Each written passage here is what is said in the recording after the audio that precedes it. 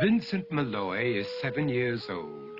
He's always polite and does what he's told. For a boy his age, he's considerate and nice. But he wants to be just like Vincent Price.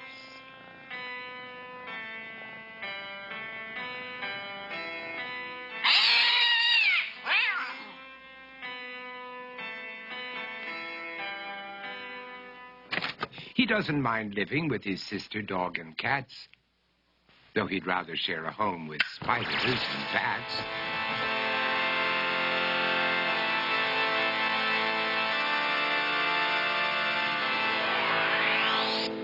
There he could reflect on the horrors he's invented and wander dark hallways alone and tormented.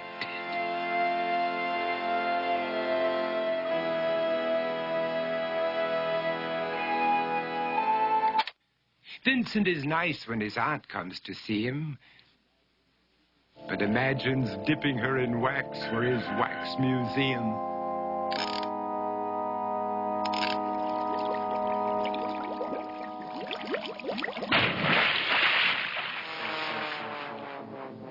He likes to experiment on his dog, Abercrombie, in the hopes of creating a horrible zombie.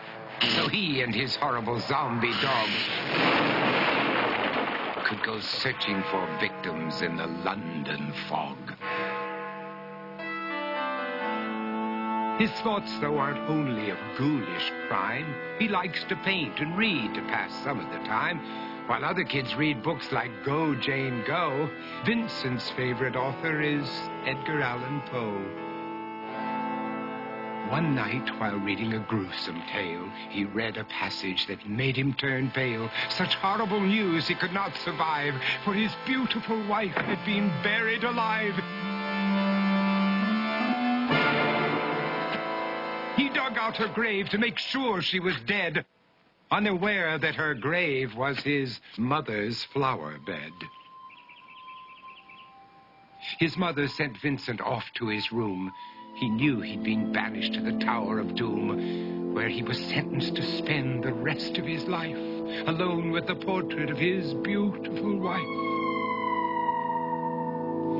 While alone and insane, encased in his tomb, Vincent's mother burst suddenly into the room. She said, "If you want to, you can go out and play. It's sunny outside and a beautiful day."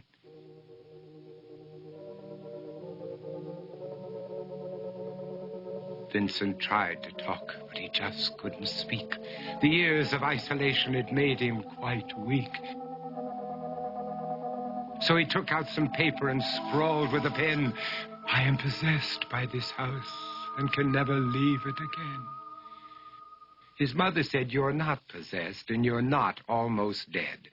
These games that you play are all in your head.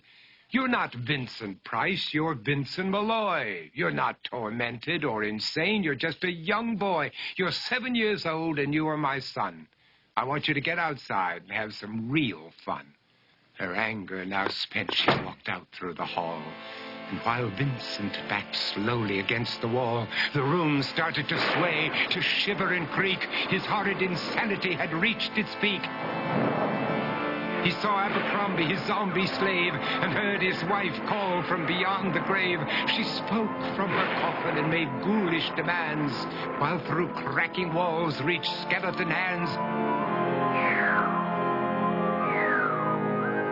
Every horror in his life that had crept through his dreams swept his mad laughter to terrified screams.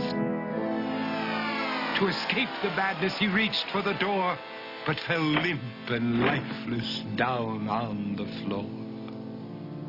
His voice was soft and very slow as he quoted The Raven from Edgar Allan Poe. "And my soul from out that shadow that lies floating on the floor shall be lifted nevermore."